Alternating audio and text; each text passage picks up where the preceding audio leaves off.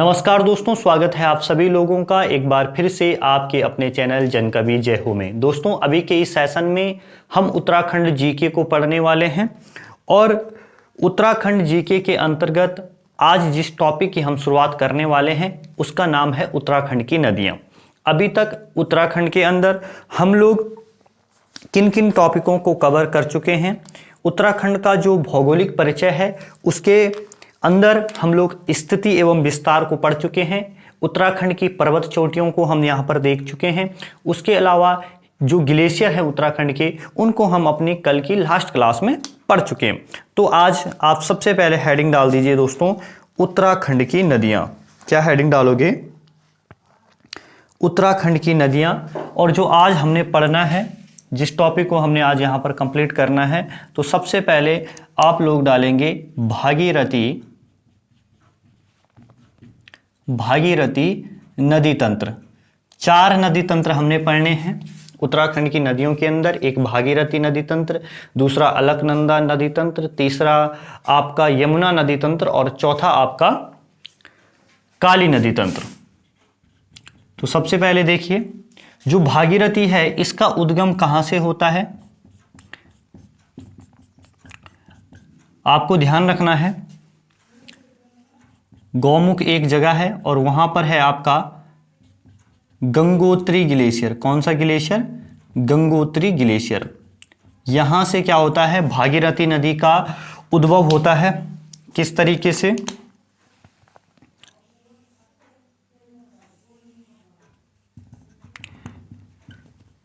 ये आप लोगों की भागीरथी नदी है और सबसे पहले जो नदी भागीरथी में मिलती है उस नदी का नाम है दोस्तों रुद्रगंगा। कौन सी नदी? रुद्रगंगा। रुद्रगंगा ध्यान रखना है आपको। रुद्रगंगा मिलती है और कहां से इसका उद्गम है? तो रुद्रगेरा हिमनद से इसका उद्गम होता है। क्लियर है? इसी के आसपास, ठीक है। और ये कहां पर मिलती है? ये मिलती है गंगोत्री में, ठीक है। जंक्शन कौन सा ध्यान रखना आपने, कहां पर मिलती है? गंगोत्री में मिलते हैं। और यहीं पर इसी के आसपास क्या है दोस्तों, पायलट बाबा और मोनी बाबा जो हैं इनके आश्रम भी है, ठीक है। उसके बाद आप लोग आगे बढ़े और आगे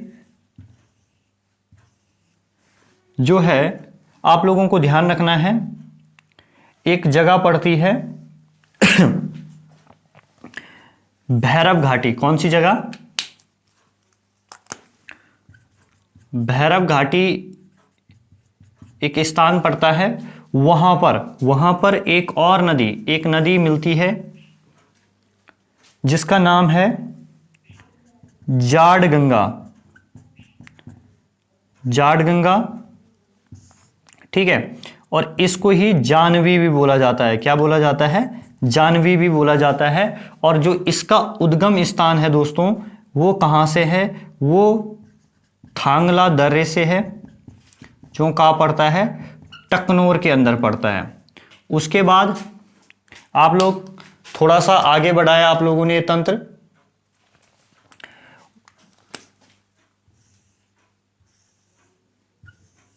उसके बाद आप लोगों को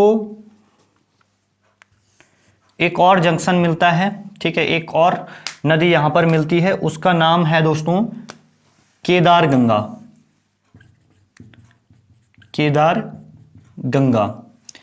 क्लियर है? और केदारगंगा कहां से निकलती है? तो केदार ताल से निकलती है आपकी केदारगंगा। और जो कहां पर मिलती है? जो गंगोत्री घाट के पास किससे मिल जाती है? आपका भागीरथी से मिल जाती है। फिर भागीरथी आगे बढ़ती है। जिस तरीके से दोस्तों मैं यहां पर बना रहा हूं चीजें, उसी तरीके से हम लोग बनाएंगे। जब आप लोग इतना बना लोगे, भले हमारे पास जगह कम पड़ेगी, तो हम क्या करेंगे, इसको मिटा देंगे, फिर आगे अपना क्रम क्या रखेंगे, जारी रखेंगे। इसी तरीके से आप लोग ड्रॉ करते रहिए। उसके बाद आप लोगों को ध्यान रखना है, चौथी जो नदी है वो कौन सी मिलती है? वो मिलती है आपके सिया गंगा। ठीक है, सिया गंगा मिलती है कहाँ पर, हर्सिल जो घाटी है वहाँ पर एक जगह है झाला। ठीक है, तो झाला के पास आपसे जो भागीरथी है उससे मिल जाती है कौन सी नदी, आपकी सिया नदी। ठीक है, सिया नदी मिलती है। उसके बाद आप लोगों को ध्यान रखना है, ठीक, थोड़ा सा आगे बढ़ेंगे आप लोग तो आपको देखने को मिलेगी यहां पर एक परियोजना है और उस परियोजना को बोलते हैं मनेरी भाली परियोजना। ठीक है, कौन सी परियोजना है दोस्तों, मनेरी भाली परियोजना फेज 1। ठीक है, इसको क्या बोलते हैं, मनेरी भाली परियोजना फेज 1 आप लोगों को देखने को मिलती है। उसके बाद आप लोग थोड़ा सा आगे और बढ़ोगे तो यहीं कहीं क्या है दोस्तों, यहीं कहीं है।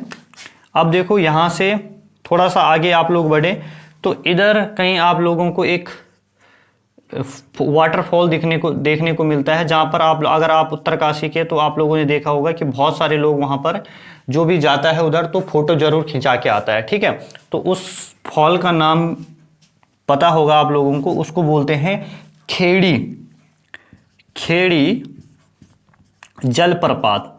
कौन सा जलप्रपात, खेड़ी जलप्रपात। ठीक है, तो इसके बाद आप लोग थोड़ा सा और आगे बढ़ोगे तो आप लोगों को जोशियाड़ा वाला जो क्षेत्र है उत्तरकाशी के अंदर, वहां पर फिर आप लोगों को एक और परियोजना देखने को मिलेगी जिसका नाम है मनेरी भाली परियोजना फेज 2। ठीक है, तो इतना आप लोग देख लीजिए। तो अभी हम कहां पर हैं, अभी हम उत्तरकाशी के अंदर ही है। इसके बाद हम लोग कहां जाएंगे, धरासू के बाद कहां, टिहरी। ठीक है, टिहरी के बाद पौड़ी के बाद ऋषिकेश में जाएगी। ठीक है, ऋषिकेश बाद नदी देहरादून में जाएगी, देहरादून के बाद आपका हरिद्वार में जाएगी। ठीक है, तो ये पूरा सफर हमने तय करना है। तो सबसे पहले आप लोग इतना देख लीजिए, कहां तक, जोशियाड़ा उत्तरकाशी तक देख लीजिए भागीरथी नदी का सफर। तो चलिए, सबसे पहले अगर आपसे पूछा जाता है कि जो भागीरथी नदी है इसका उद्गम स्थल कहां से है, तो गोमुख से है, गंगोत्री ग्लेशियर से। ठीक है, उसके बाद इसमें सबसे पहले मिलने वाली जो नदी है उसका नाम है रुद्रगंगा, जो रुद्रगेरा हिमनद से निकलती है। और इसी के आसपास दो आश्रम भी है, एक मौनी बाबा का आश्रम, एक पायलट बाबा का आश्रम।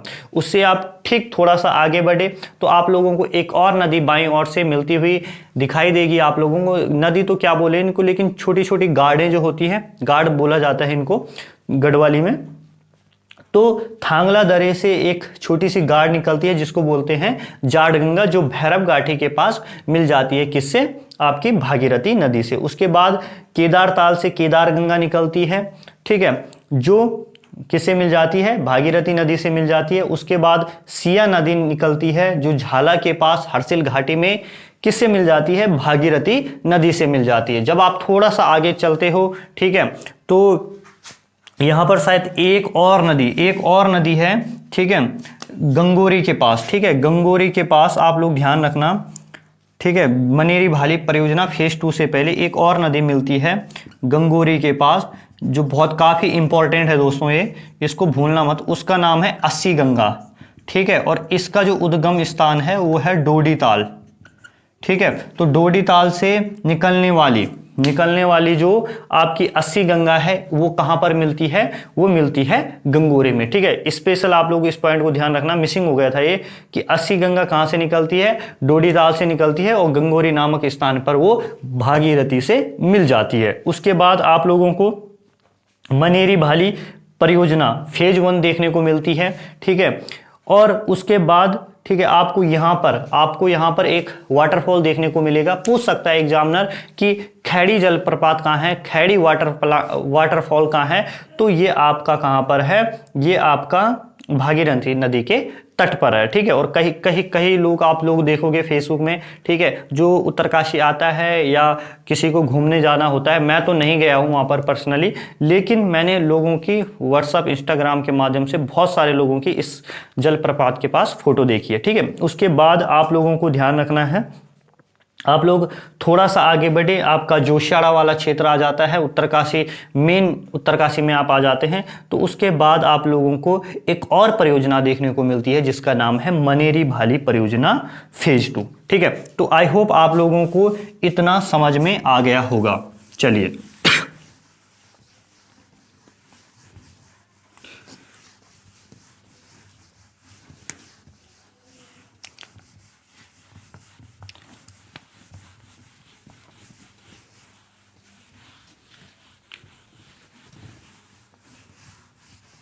अब हम लोग भागीरथी नदी को आगे बढ़ाएंगे। ठीक है, और उसके अलावा हम लोग जो खतलिंग ग्लेशियर से निकलने वाली आपकी भिलंगना नदी है उसके बारे में हम यहाँ पर पढ़ेंगे, तो ध्यान से देखना दोस्तों आप लोग।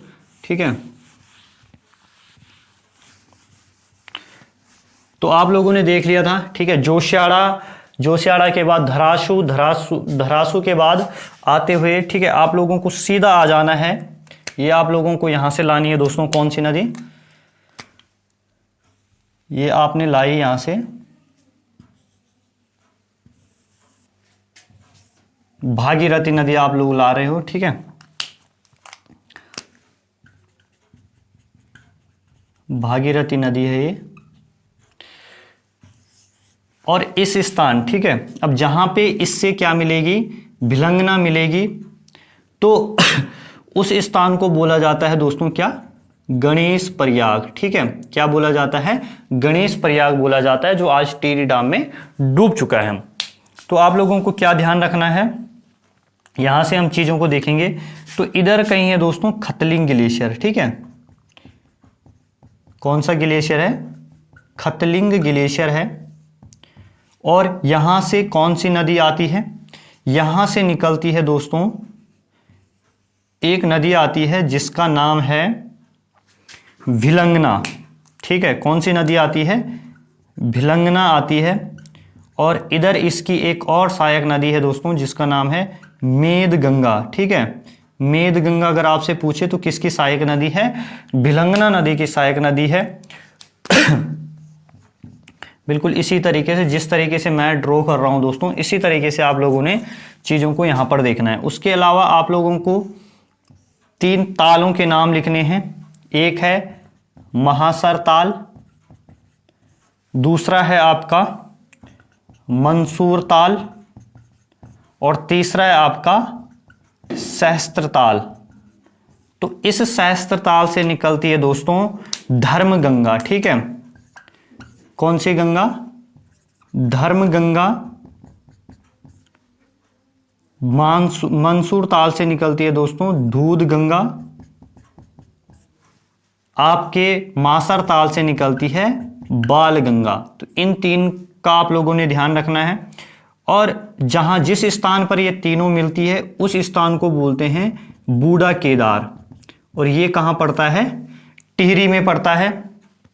उसके बाद अब देखो सबसे ज्यादा जो जल प्रवाह रहता है वो बाल गंगा का रहता है, तो इसलिए इसको किस नाम से जाना जाता है, आगे चल के, आगे चलती है जब ये नदी, तो इसको बोला जाना जाता है किस नाम से, बाल गंगा के नाम से।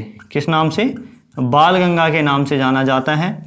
और एक जगह पड़ती है घनसाली के अंदर। ठीक है, घनसाली में एक जगह पड़ती है जिसका नाम है संदूल। ठीक है, तो संदूल में इस बाल गंगा का मिलन किससे हो जाता है, भिलंगना से हो जाता है।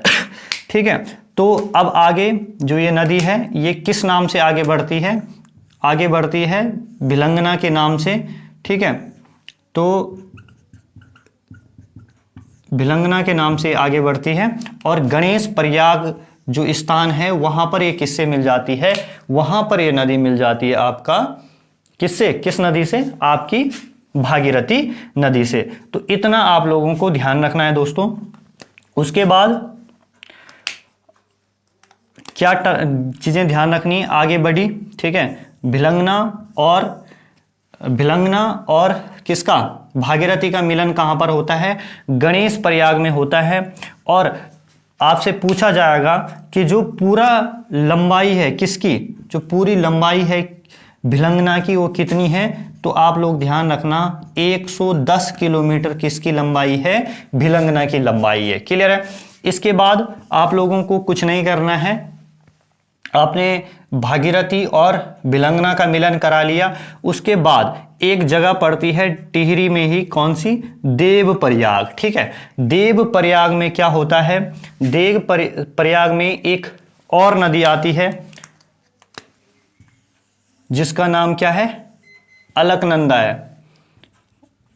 अलकनंदा आती है, और ये अलकनंदा कहां से आती है, ये निकलती है सतोपंथ हिमनद से। ठीक है, सतोपंथ हिमनद से निकलती है, और ये देवप्रयाग में, ठीक है, देवप्रयाग में 195 किलोमीटर, कितना, 195 किलोमीटर की यात्रा करने के बाद देवप्रयाग के पास भागीरथी नदी के से मिल जाती है। और जो भागीरथी कितनी दूरी तय करके आ रही होती है, 205 किलोमीटर की दूरी तय करके आती है। ठीक है, तो आप लोगों को ध्यान रखना है इतनी सी बात। उसके बाद जब इसमें अलकनंदा, ठीक है, अलकनंदा, और अलकनंदा में क्या है, भागीरथी में अलकनंदा मिल जाती है, तो इसके बाद जो ये संगम है, जो इनका मिलन है, ठीक है, ये देवप्रयाग पे हो जाता है। उसके बाद इस नदी को, भागीरथी को क्या बोला जाने लग जाता है, गंगा नदी बोले जाने लगता है। और गंगा नदी की जो देवप्रयाग से आपके हरिद्वार तक जो लंबाई है वो कितनी है, 96 किलोमीटर है। ठीक है, ये कुछ फैक्ट है जो आप लोगों को ध्यान रखने हैं। कितने मीटर है, 96 किलोमीटर है। अब देखो, जो भागीरथी और आपके अलकनंदा का जो मिलन है उसे सास बहू का मिलन कहा जाता है। अलकनंदा को उपमा दी जाती है किसकी, बहू की, और भागीरथी को उपमा दी जाती है सास की। तो इतनी सी बात आप लोगों को इसमें ध्यान रखनी है। इसके बाद जो हमारा बचता है वो कितना बचता है दोस्तों, अब हमने जो आगे पढ़ना है वो पढ़ना है गंगा की देवप्रयाग से लेकर हरिद्वार तक की यात्रा। चलिए इसको एक बार पुनः आप लोग देख लीजिए।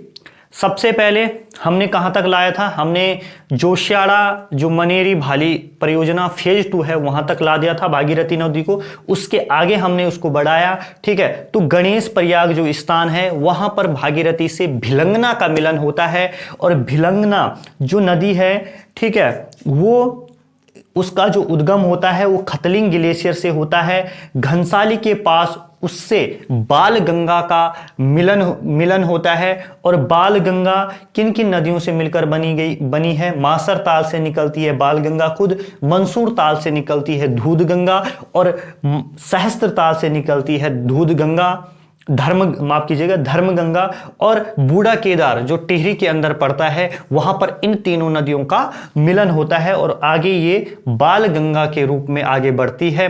फिर बाल गंगा और भिलंगना का मिलन जो होता है दोस्तों वो किस स्थान पर होता है, घनसाली के संतुल नामक स्थान पर होता है। और उसके बाद ये जब ये सारी नदियां मिल जाती है तो ये भिलंगना के नाम से आगे बढ़ती है। और गणेश प्रयाग जो जगह है जो आज टिहरी डैम में पूरी तरीके से डूब चुकी है, वहां पर भागीरथी और भिलंगना का मिलन हो जाता है। ठीक है, उसके बाद नदी आगे बढ़ती है टिहरी वाले ही क्षेत्र में अभी, ठीक है, तो टिहरी में देवप्रयाग एक जगह है, वहां पर संतोपंथ हिमनद से निकलने वाली जो अलकनंदा नदी है जो पूरे 195 किलोमीटर की यात्रा तय करके आती है, उसका मिलन हो जाता है देवप्रयाग में भागीरथी से। क्लियर है। आगे जब अलकनंदा और भागीरथी का मिलन हो जाता है तो जो ये भागीरथी नदी है ये गंगा के नाम से आगे पूरे देश में जानी जाती है।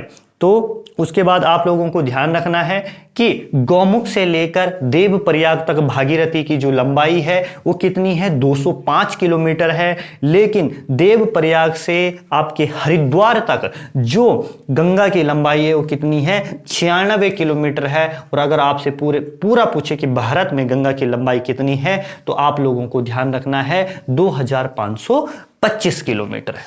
क्लियर है। इतनी बात आप लोगों को समझ में आ गई होगी।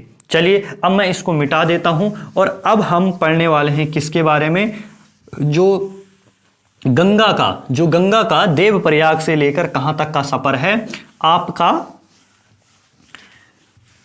हरिद्वार तक का सफर है, और जब हम यूपी में भेज देंगे गंगा को, विदाई दे देंगे, तो वहीं पर हमारी जो ये भागीरथी तंत्र है उसे हमारा ये टॉपिक क्या हो जाएगा, फिनिश हो जाएगा। क्योंकि हम उत्तराखंड की नदियां पढ़ रहे हैं दोस्तों, हम पूरा इसलिए नहीं पढ़ेंगे, ठीक है, हमको यहां पर भारत की नदियां नहीं पढ़नी है। जब ज्योग्राफी की क्लास चलेगी तो उसके अंदर हम पूरे गंगा तंत्र को समझने का प्रयास करेंगे। चलिए,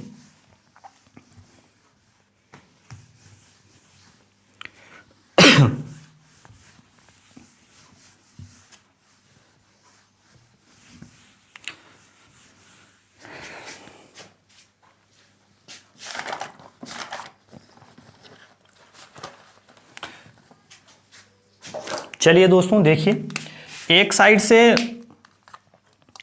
अब देखिए एक साइड से हमने किस किस को मिला लिया था। एक साइड से आ रही थी आपकी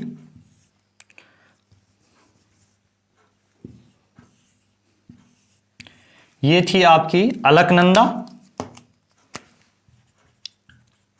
ठीक है, और ये थी आपकी भागीरथी, जो कहां पर मिली, देवप्रयाग के पास मिलती है, ठीक है, 205 किलोमीटर, 195 किलोमीटर, ठीक है, हाइट भी, वो लेंथ भी मैंने आप लोगों को इसकी बता दी। तो आगे बढ़ रही थी ये नदी किस नाम से, गंगा के नाम से। अब क्या होता है, आप लोगों को एक स्थान का ध्यान रखना है, और ये स्थान आपका पड़ता है कहां पर, पौड़ी में, जिसका नाम है, इस स्थान का नाम है ब्यास घाटी या फूल चट्टी, ठीक है। तो फूल चट्टी में क्या होता है, एक नदी मिलती है इनसे, गंगा से, उस नदी का नाम क्या है, नयार नदी है, ठीक है, उस नदी का नाम है नयार नदी। तो ये नयार नदी कहां से आती है, आप लोगों ने उत्तराखंड के पामीर का नाम सुना होगा, जिसको बोलते हैं दूधा तोली का पठार, ठीक है, दूधा तोली का पठार, और इसे बोला जाता है कि क्या, उत्तराखंड का पामीर। तो यहां के एक छोर से निकलती है पश्चिमी नयार, और इसके पूर्वी छोर से निकलती है पूर्वी नयार, ठीक है। और जिस स्थान पर ये पश्चिमी नयार और पूर्वी नयार मिलती है, इसको बोला जाता है सतपुली, ठीक है, क्या बोला जाता है, सतपुली उस स्थान का नाम है। और जब ये दोनों नदियां मिल जाती हैं तो ये किस नाम से आगे बढ़ती है, तो इस पश्चिमी नयार और पूर्वी नयार जब दोनों एक हो जाती है तो इसको बोला जाता है नयार नदी। क्या नदी, नयार नदी। और इसका मिलन गंगा नदी से कहां पर होता है, ब्यास घाटी, फूलचट्टी, पौड़ी नामक स्थान पर हो जाता है।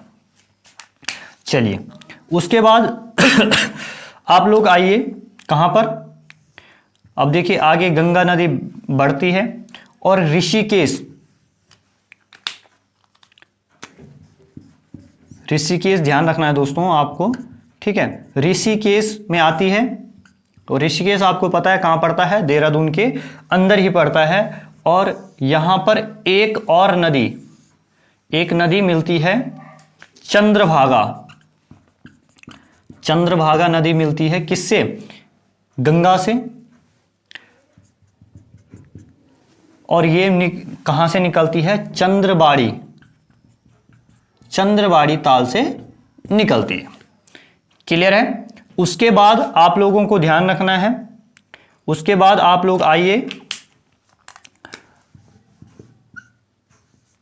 रायवाला, देहरादून में। जब रायवाला देहरादून में आते हैं तो यहां इससे एक और नदी मिलती है गंगा से, जिस नदी का नाम है सोंग नदी, ठीक है। कौन सी नदी है, सोंग नदी है, जो कहां से निकलती है, सुरखंडा की पहाड़ियों से निकलती है। कहां से निकलती है दोस्तों, सुरखंडा की पहाड़ियों से निकलती है, ठीक है। ये आपको ध्यान रखना है। सोंग नदी कहां से निकलती है? सोंग नदी आपका निकलती है सुरखंडा की पहाड़ियों से। इतना हो गया। अब आप लोगों को ध्यान रखना है, जो ये सोंग नदी है इसकी भी कुछ सहायक नदी है, जैसे जाखन नदी, ठीक है, आपका वाल्दी नदी, आपका एक कालीगाड़, ये इसकी क्या है? सहायक नदी है। और एक है ससुआ नदी। और इस ससुआ नदी की भी दो सहायक नदियां हैं। एक का नाम है रिस्पना, और रिस्पना के बारे में तो आपने ध्यान हो गई, ठीक है, काफी फेमस जगह है रिस्पना देहरादून के अंदर। और दूसरी है आपका बिंदाल, ठीक है, दूसरी आपकी क्या है? बिंदाल। किसकी है? ससुआ नदी की सहायक नदियां हैं। उसके बाद आप लोगों को आगे बढ़ना है और सीधा आना है हर की पैड़ी हरिद्वार में, ठीक है। और हर की पैड़ी हरिद्वार में क्या बना हुआ है? एक बैराज बना हुआ है जिसको भीमगोड़ा, क्या नाम दिया गया दोस्तों? भीमगोड़ा बैराज नाम दिया गया है। इस बैराज से आगे गंगा नदी बहती है और कहां चली जाती है? यूपी में चली जाती है, बिजनौर में, ठीक है, यूपी के बिजनौर में चली जाती है। और इसी जो भीमगोड़ा बैराज है, यहां से एक ऊपरी गंगा नहर निकाली गई है, जो कहां तक जाती है? जो सिंचाई के उद्देश्य से कहां तक जाती है? कानपुर तक जाती है, ठीक है, रुड़की होते हुए। तो इतनी सी बात आप लोगों को ध्यान रखनी है, किसमें? भागीरथी नदी तंत्र में। तो चलिए दोस्तों, एक बार पूरे का जितना हमने यहां पर चीजें की उसका पूरे का पूरा हम ओवरव्यू ले लेते हैं और इसे पूरे डायग्राम को समझने का प्रयास करते हैं। अब बिल्कुल आप लोग इसी तरीके से अपनी कॉपी के अंदर भी इस डायग्राम को ड्रॉ करना। तो देखिए हम लोग कहां तक आ गए थे? हम लोग देवप्रयाग तक आ गए थे। अलकनंदा नदी 195 किलोमीटर बहने के बाद किससे मिल जाती है? भागीरथी में मिल जाती है। कहां पर? देवप्रयाग में। और भागीरथी की जो लंबाई है कहां से? आपके गौमुख से लेकर देवप्रयाग तक, वो कितनी है? 205 किलोमीटर। उसके बाद गंगा के नाम से आगे बढ़ती है और गंगा के नाम से जो गंगा की जो लंबाई है वो कितनी है? 96 किलोमीटर है, देवप्रयाग से लेकर आपके हरिद्वार तक। तो आप लोगों को ध्यान रखना, पौड़ी गढ़वाल में एक जगह पड़ती है ब्यास घाटी, वहां पर गंगा से मिलती है नयार नदी। और नयार नदी किन दो नदियों से मिलकर बनी है? पश्चिमी नयार और पूर्वी नयार से मिलकर बनी है, जिनका उद्गम स्थल दूधातोली का पठार है, जिसे क्या बोला जाता है? उत्तराखंड का पामीर बोला जाता है। पश्चिमी नयार और पूर्वी नयार के अलावा इस दूधातोली के पठार से 3 नदियां और निकलती है दोस्तों, रामगंगा, वुनो और पश्चिमी रामगंगा हो गया, विनो हो गया, और आप लोगों का आटागाड़ हो गई, ठीक है। तो उसके बाद पूर्वी नयार और पश्चिमी नयार कहां पर मिलती है? सतपुली नामक स्थान में मिलती है, पौड़ी में। और आगे बढ़कर, ठीक है, आगे बढ़कर ये नयार नदी बन जाती है और ब्यास घाटी में इसका मिलन गंगा नदी से हो जाता है। उसके बाद गंगा के नाम से आगे बढ़ी, चंद्रवाड़ी ताल से निकलती है चंद्रभागा नदी और ऋषिकेश में इसका मिलन हो जाता है गंगा से। उसके बाद आप लोगों को ध्यान रखना है दोस्तों, गंगा के नाम से आगे बढ़ती है नदी और रायवाला क्षेत्र में पहुंच जाती है, और रायवाला क्षेत्र में इसका मिलन होता है सोंग नदी से, ठीक है, जो कहां से निकलती है? सुरखंडा की पहाड़ियों से निकलती है। इस सोंग नदी की सहायक नदियां कौन कौन सी है? जाखन नदी, वाल्दी नदी, कालीगाड़ और ससुआ नदी। ससुआ नदी की भी 2 सहायक नदियां हैं दोस्तों, जिसका नाम है बिंदाल और रिस्पना, ठीक है। उसके बाद आप लोगों को ध्यान रखना है कि सीधे कहां पर आ जाती है गंगा? हर की पैड़ी में आ जाती है, और हर के पैड़ी जो स्थान है वहां पर एक बैराज बनाया गया है जिसका नाम है भीमगोड़ा बैराज। और भीमगोड़ा बैराज जो है वहां से एक ऊपरी गंगा नहर निकाली गई है, ठीक है, और जो कहां तक जाती है? रुड़की होते हुए कानपुर तक जाती है, ठीक है। और उसके बाद जो मुख्य धारा है गंगा की वो यूपी के बिजनौर में प्रवेश कर लेती है। इतनी चीजें हम लोगों ने जो पूरा भागीरथी नदी तंत्र है उसमें पढ़ी। अब दोस्तों आगे हम कुछ इंपॉर्टेंट फैक्ट्स के बारे में जानने वाले हैं जो गंगा नदी से संबंधित है या भागीरथी नदी से संबंधित है। तो देखिए आप लोग,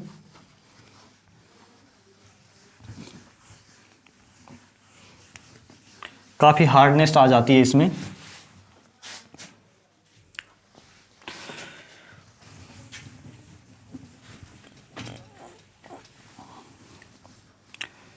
दो तीन बार आप लोग पढ़ोगे दोस्तों तो पूरा का कोई टफ बात नहीं है, सारा सिस्टम आप लोगों के समझ में आ जाएगा। जब मैंने भी इन सब चीज़ों को पहली बार देखा था तो मेरे को भी सारी चीज़ें लगभग थोड़ा थोड़ा ऊपर से निकली थी, लेकिन जब दो तीन बार लगातार इन चीज़ों को देखा तो ये आंकड़े, ये डाटा, ये इनका मिलन, तो सब कुछ दिमाग में बैठ जाता है। ठीक है, और जहाँ पर आपको लोगों को लगता है कि आप लोग फंस रहे हो तो दोबारा से आप लोग चीज़ों को देख लो। तो कुछ इंपॉर्टेंट फैक्ट हैं जो हम लोगों ने अब यहाँ पर देखने हैं। तो सबसे पहले आप लोग इंपॉर्टेंट फैक्ट है कुछ। सबसे पहले आप लोगों को क्या फैक्ट ध्यान रखना है, आपसे पूछा जाता है जो गौमुख है, गौमुख की बनावट राजस्थान के आबू पर्वत के समान है। आबू पर्वत के समान है। पहला पॉइंट आप लोगों ने ये ध्यान रख लिया। दूसरा पॉइंट आप लोगों को क्या ध्यान रखना है, गौमुख से, ये अलग से लिखा रहा हूं मैं, गौमुख से जो भागीरथी नदी की लंबाई है, ठीक है, गौमुख से कहां तक, देवप्रयाग तक, वो कितनी है, वो है आपका 205 किलोमीटर। ठीक है, किसकी लंबाई है, बिल्कुल इसी तरीके से आप लोग लिखना, वो है भागीरथी नदी की लंबाई। ठीक है, भागीरथी नदी की लंबाई। उसके बाद आप लोगों को तीसरा पॉइंट क्या ध्यान रखना है, देवप्रयाग से, वैसे मैंने बताई ये चीजें लेकिन फिर भी आप लोग अलग से लिख लेना, देवप्रयाग से आपके हरिद्वार तक कितनी है गंगा की लंबाई, गंगा की 96 किलोमीटर है। ठीक है, गंगा की जो लंबाई है गंगा नदी की वो कितनी है, 96 किलोमीटर है। क्या क्या मैंने यहां पर लिखा है देख लीजिए आप लोग। गौमुख की बनावट जो है वो राजस्थान के आबू पर्वत के समान है, और गौमुख से लेकर देवप्रयाग तक जो भागीरथी नदी की लंबाई है वो कितनी है, 205 किलोमीटर है। उसके अलावा क्या लिखा है, देवप्रयाग से हरिद्वार तक गंगा नदी की जो लंबाई है वो कितनी है, 96 किलोमीटर है।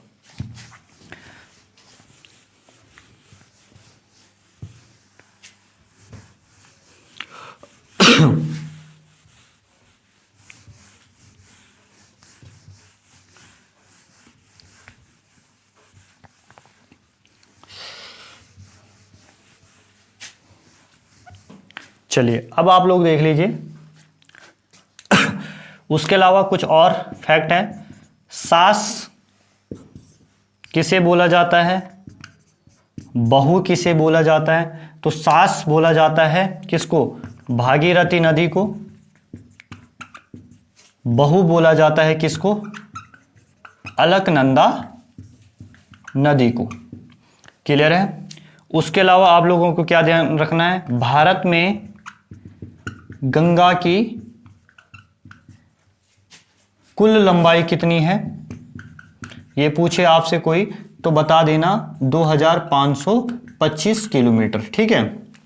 उसके अलावा एक और इंपॉर्टेंट क्वेश्चन पूछा जाता है जिसको आप लोगों ने ध्यान रखना है कि गंगा को राष्ट्रीय नदी कब घोषित किया गया। ठीक है, ये प्रश्न बहुत इंपॉर्टेंट है भाई। ठीक है, गंगा को राष्ट्रीय नदी कब घोषित किया गया, तो आप लोगों को ध्यान रखना है कि गंगा को राष्ट्रीय नदी घोषित किया जाता है 4 नवंबर 2008 को। इसको आप लोग कैसे याद रखोगे, ठीक है, 4 दूना कितना होता है, 8 होता है। ठीक है, 4 नवंबर 2008 ये डेट आप लोगों को ध्यान रखनी है। तो दोस्तों आज का जो हमारा सेशन है वो यहाँ पर ही खत्म होता है भागीरथी नदी तंत्र के साथ। पूरे का मैं ये चाह रहा हूं कि भले एक नदी तंत्र एक दिन में हो, एक टॉपिक एक दिन में हो, लेकिन बहुत अच्छे से हो, ठीक है। तो आप लोगों को क्या क्या बात ध्यान रखना है कि सास किस नदी को बोला जाता है, भागीरथी नदी को बोला जाता है, बहू किसको बोला जाता है, अलकनंदा नदी को बोला जाता है। भारत में जो गंगा की कुल लंबाई है वो कितनी है, 2525 किलोमीटर है, ठीक है। उसके अलावा जो इंपॉर्टेंट फैक्ट है आपके एग्जाम की दृष्टि से जो आप लोगों को याद करना ही है, ठीक है, कि वो है कि राष्ट्रीय नदी कब घोषित किया जाता है गंगा को, तो आपको डेट ध्यान रखनी है 4 नवंबर 2008, ठीक है, 4 नवंबर 2008, ठीक है। इस तरीके से भी रख सकते हो। अगर आपको 2008 याद है तो क्या होता है, 4 दूना 8 होता है, ठीक है। तो इस तरीके से भी आप चीजों को ध्यान रख सकते हो। तो दोस्तों मिलते हैं आप लोगों को अब अपनी कल की क्लास में, हिंदी वाली में। बाकी जय हो तब तक।